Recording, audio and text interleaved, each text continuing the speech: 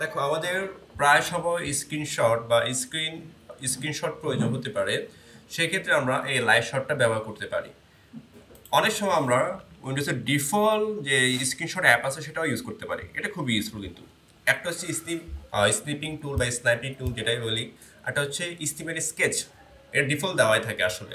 তো স্টিপি টুল দিয়ে যদি আমি নিতে চাই, জাস্ট ক্লিক করবো এখানে, তারপর নিউতে ক্লিক করব। দেখো আমাকে সেটা ব্লার করে উইন্ডো দিবে, আমি জাস্ট যতটুকু আমার প্রয়োজন ততটুকু স্ক্রিনশট নিতে পারবো। তো ছবি উঠে গেছে। এখানে আমি যে কোনো ডিজাইন করতে পারবো, ওই যে প্যান দিয়ে বা মার্ক বা হাইলাইট করতে পারবো।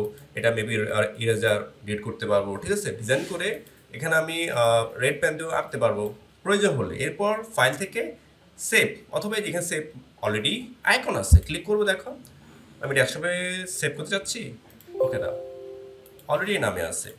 আমি দিতে পারি 111, এটা স্ক্রিনশট না, স্ক্রিনশট সেভ হয়ে গেল। দেখো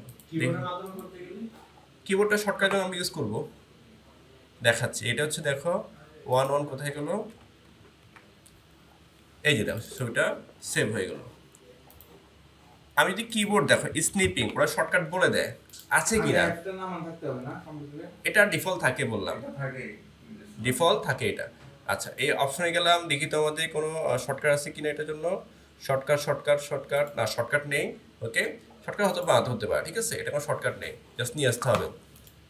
ওকে ওকে ফাইন। হ্যাঁ, আরেকটা হচ্ছে স্নিপিং টুল। তো আমি এইগুলোতে অনেক ধরনের ফিচার আসলে নাই, এই জন্য আমরা ইউজ করি লাইট শটটা ইউজ করি, লাইট শট। ওকে, অ্যাপসটা তুমি গুগলে সার্চ করো, ওইখানে নিয়ে আসবে লাইট শট। আমরা উইন্ডোজের জন্য অথবা ম্যাকের জন্য ইউজ করতে পারি। তো উইন্ডোজে ক্লিক করবো, এটা ইনস্টল হয়ে যাবে, সরি ডাউনলোড হয়ে যাবে।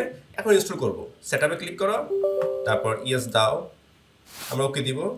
I accept the agreement, next. এটা ইনস্টল হয়ে গেছে অলরেডি। ওকে, ইনস্টল হয়ে গেছে। বুঝবো কি হবে আমি এটা ইনস্টল হয়ে গেছে। দেখো এখানে একটা আইকন দেখাবে, দেখো।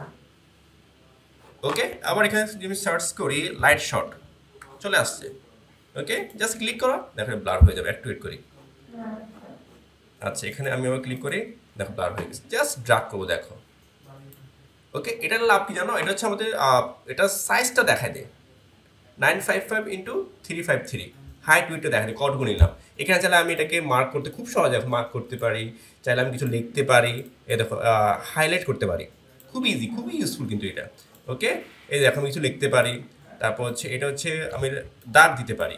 ওকে, টেক্সট চাইলে লিখিয়ে দিতে পারি, এই যে এখানে লেখা লিখতে পারি, ঠিক আছে। এটা কালার চুজ করতে, রেড কালার না, আমি দিচ্ছি ব্লু কালার। এই ওকে দাও। এখন আমি যে কোনো লেখা লিখি না কেন সেটা ব্লু কালার হয়ে যাবে। এটা দেখছো, খুবই ইউজফুল।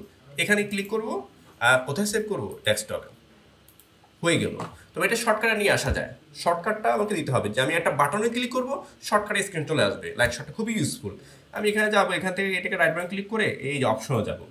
এখানে একটা শর্টকাট আছে, এই শর্টকাট আমি এখানে অ্যান্ড কি বলে দিচ্ছি, অ্যান্ড।